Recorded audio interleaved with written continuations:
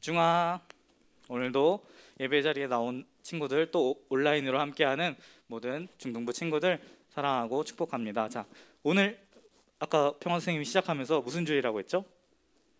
스승의 주일이죠.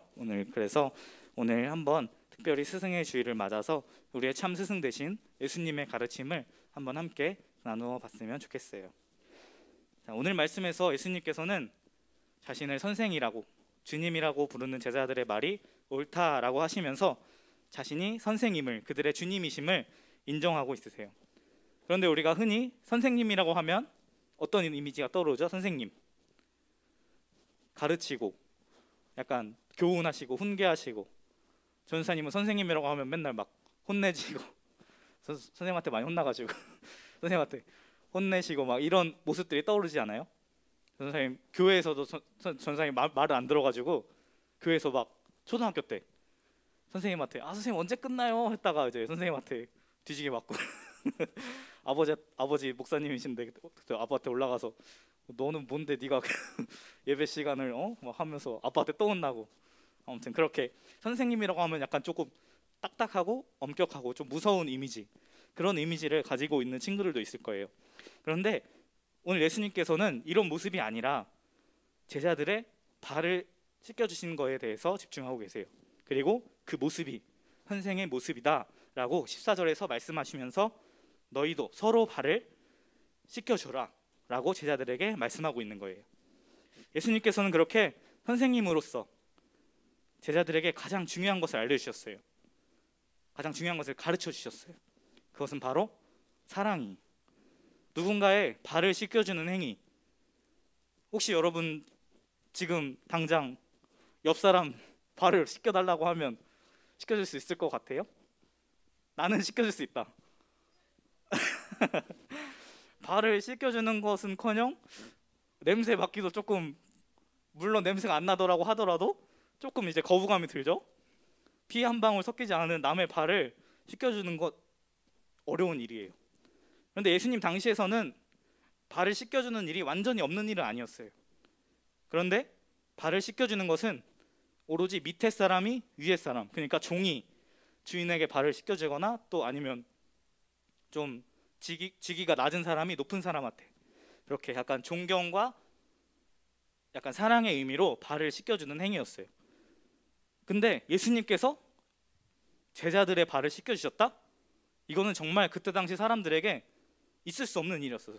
그래서 베드로도 발을 씻겨주시는 예수님한테 예수님 하지 마세요. 절대로 제 발을 씻기지 못하십니다 라고 성경에 나와 있어요. 그런데 예수님께서는 그 베드로의 만류에도 굴하지 않으시고 제자들의 발을 다 씻겨주셨어요. 낮은 사람들이 높은 사람에게 닦아주셨던 발을 예수님께서 직접 낮아짐으로 제자들의 발을 닦아주신 거예요. 그때 당시에 양말이 있었을까요? 양말도 없었고 그 사람 운동화 신었을까 옛날에? 그런 거 없이, 아니면 밖에 막 콘크리트 바닥이라서 막 발이 깨끗했을까요? 완전 흙바닥에 슬리퍼 같은 신발에 양말도 없이 이렇게 막 돌아다니면 당연히 발은 지저분하겠죠. 그런데 예수님께서는 그런 지저분함, 또 뭐 어떤 사람은 냄새가 날 수도 있는데 냄새가 나는 거 그런 거 신경 쓰지 않으시고 제자들의 발을 정성껏 닦아주셨어요.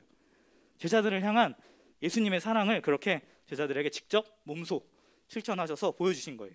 그리고 그 사랑을 오늘 말씀에 너희들도 서로 발을 씻어주라 하면서 말씀하시면서 가르쳐 주신 거예요.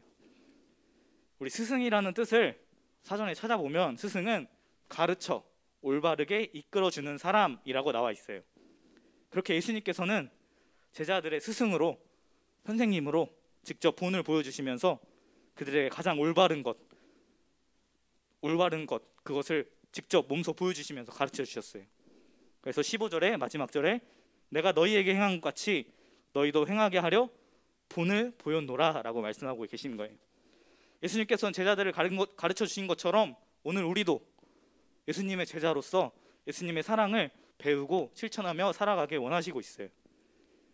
오늘 우리 모두는 예수님께서 보여주신 이 사랑, 발을 씻겨주신 것뿐만 아니라 우리를 위해서 십자가에 달려 죽으신 그 사랑을 배우고 그 가르침대로 서로를 사랑할 수 있는 예수님의 제자로서의 삶을 살아가야 해요. 우리가 그 사랑의 가르침을 배우고 실천할 때 우리의 사랑으로 하여금 또 누군가 그 사랑을 배우고 예수님의 사랑을 느끼고 또다시 그 사람으로 하여금 또 그 다른 사람에게 사랑이 전해지고 그렇게 계속해서 사랑의 연결고리가 이어지게 되는 것이. 여러분 혹시 헬렌 켈러 알아요? 헬렌 켈러 알아요? 이 헬렌 켈러의 선생님이 있어요. 선생님 알아요? 헬렌 켈러 선생님? 앤 설리반이라고 하는 사람이 있어요. 근데 이 헬렌 켈러뿐만 아니라 이 설리반 선생님도 처음에는 조금 몸이 좀 불편한 사람으로 태어난 건 아니었지만 이제 맨 처음에 이제 어머니가 돌아가시고 어릴 때 아버지가 알코올 중독으로 계속해서 아버지와 갈등이 있다가 보호소에 동생이랑 갔는데 그 보호소에서 동생마저 죽어버린 거예요. 그래서 이 설리반이 어렸을 때 미쳐가지고 정신이 나가고 막 계속해서 소리를 지르고 그래서 충격으로 실명까지 하게 됐어요. 그렇게 수많은 자살 시도를 하고 소리를 지르고 하니까 정신병원에서도 얘는 안 되겠다. 그래서 독방에 격리를 하기까지 했었어요. 그런데 많은 사람들이 이 설리반이 치료가 안 된다, 얘는 진짜 어쩔 수가 없다라고 했을 때 한 사람, 로라라는 늙은 간호사 선생님이 설리반에게 다가오셨어요. 그래서 내가 이 아이 치료하겠다, 내가 이 아이 케어하겠다 하고 이 설리반에게 계속해서 다가가기 시작했어요. 근데 설리반은 이 로라가 계속해서 다가가서 막 말하고 뭐 먹을 거 주고 해도 대답도 안 하고 들은 척도 안 하고 먹을 거 먹지도 않고 그렇게 무반응이었는데 이 로라는 굴하지 않고 계속해서 끊임없이 설리반에게 찾아가서 설리반에게 말을 걸어주고 계속해서 먹을 것을 주고 설리반을 위해서 기도해 주었어요. 그러던 어느 날 계속해서 다가오는 로라에게 설리반도 마음을 열기 시작한 거예요. 그래서 2년 후에는 이제 정신병원에 있다가 정상이라는 판정을 받게 되고 학교를 다니게 되었어요. 그리고 우수한 성적으로 최우수로 학교를 졸업하기까지 했어요. 그리고 그 후에 한 신문사의 도움으로 개안 수술, 실명됐던 눈을 다시 뜰 수 있게 돼요. 이렇게 눈을 다시 뜨고 나서 이 설리반이 신문을 어느 날 봤는데 신문에 이런 기사가 있는 거예요. 보지 못하고 듣지 못하고 말하지 못하는 아이를 돌볼 사람 구함이라고 이 구인 광고가 이렇게 있는 거예요. 설리반은 이 광고를 보고 자신이 받은 사랑을 나누어 줘야겠다라는 생각을 하면서 그 일에 뛰어들었어요. 다른 사람들이 다 만류했어요. 야, 그 보지도 못하고 듣지도 못하고 말하지도 못하는 아이를 어떻게 돌보냐, 어떻게 가르치냐, 하지 마라, 그냥 너만 힘들 뿐이다 라고 했을 때 설리반은 그 사람들에게 이렇게 말했어요. 저는 하나님의 사랑을 확신해요 라고 그렇게 말하면서 사랑으로 그 아이를 돌봐주었어요. 그래서 그 아이는 어떻게 되냐면 우리가 잘 아는 헬렌 켈러로 많은 업적을 쌓으며 정말로 기적을 일으키게 되는 거예요. 그 설리반의 사랑이 헬렌 켈러를 변화시킨 거예요. 근데 그 전에 로라의 사랑이 설리반을 변화시켰고 그 사랑으로 하여금 설리반도 헬렌 켈러에게 사랑을 줄 수 있었던 거예요. 그렇게 사랑은 계속해서 연결고리가 돼서 기적을 일으키게 되는 거예요. 전도사님도 저번에 말했듯이 정상은 아니었는데 지금 이렇게 멀쩡하게 여러분 앞에서 설교하고 있잖아요. 전도사님도 이렇게 사랑으로 전도사님을 잘 이끌어 주신 선생님이 있었어요. 전도사님이 고등학교 입학할 때 전도사님이 고입시험을 봤는데 고등학교 입학하려면 시험을 보고 성적순으로 학교를 들어갔었는데 전도사님이 간 학교에서 전교 10등 안에 들어서 입학을 하면 장학금을 줬었는데 전도사님이 그 장학금을 받았었어요. 들어갈 때 그 장학금을 받고 입학을 했다고 하면 이제 전교 10등 안에 드는 거였죠. 230, 40명 있었는데 그런데 고등학교가 진짜 완전 시내 앞에 있었어요. 약간 지금 교회 앞에 이렇게 많이 있는 것처럼 완전 시내 앞에 놀거리가 너무 많은 거예요. 그래서 학교 끝나고 빨리 놀고 싶은 거예요. 그래서 고등학교는 야자가 있잖아요. 야간 자율학습. 지금도 있는지 잘 모르겠는데 그때는 야간 강제학습이라고 우리끼리 그렇게 말했는데 자율인데 자율이 아닌 야자를 했었는데 전사님이 야자를 빼고가 아니죠. 째고 야자를 째고 계속해서 놀러 다녔어요. 그렇게 하다 보니까 1학년 성적이 진짜 박살이 났어요.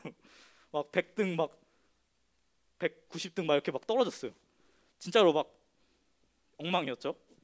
1학년 2학기 때는 야자를 신청을 아예 안 하고 그 시간에 계속 놀고 집에는 이제 야자하고 온 것처럼 이렇게 딱 들어가 2학기 내내 그렇게까지 정선생님이 엉망으로 이렇게 학교 다니다가 2학년 때 담임 선생님을 만났어요. 2학년 때 담임 선생님이 계속해서 조교사님을 좀 잡아주셨어요. 학교 등교길에 이제 가는 길 같아가지고 이제 선생님이 거의 매일 태워주시고 막 점심시간에 막 애들 급식 먹을 때 저는 이제 중국집 데려가서 짜장면 사주시고 그래서 선생님께서 약간 안타까웠나 봐요. 그렇게 선생님께서 사랑과 관심으로 잘 잡아주시고 챙겨주신 덕분에 전사님도 이렇게 멀쩡한 사람 돼가지고 여러분들 앞에서 서 있을 수 있게 된 거예요.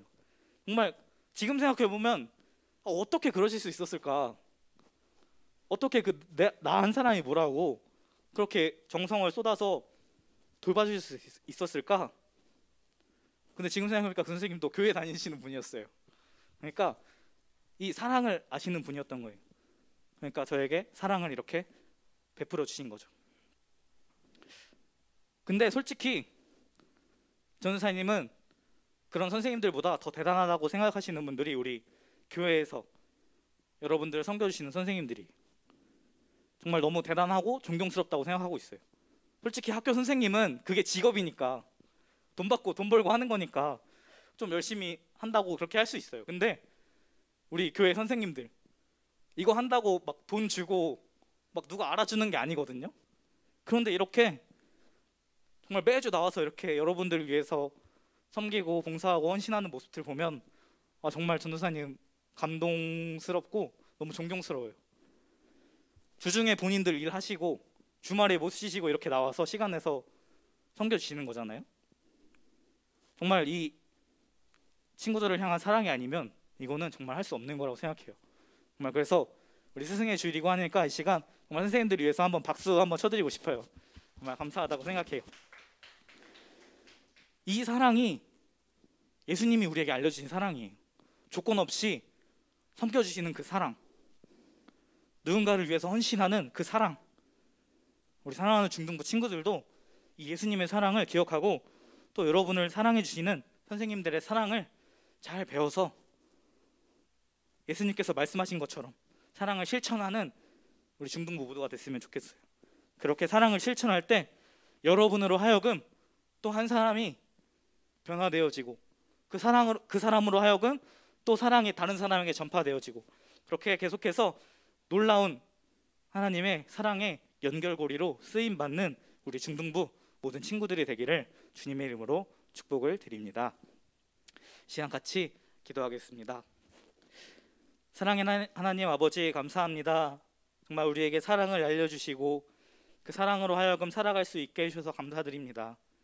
정말 주님 그 놀라운 사랑에 우리가 감사하며 그 사랑을 베풀며 나누며 살아갈 수 있는 우리 모든 중등부 친구들 될 수 있도록 주님 도와주시옵소서. 특별히 우리 중등부를 위해서 섬기시는 우리 선생님들 정말 그 선생님들의 수고와 헌신을 정말 주님 기억하여 주시고 은혜로 정말 주님 그들에게 더욱더 복 주시고 정말 주님 함께하여 주시옵소서.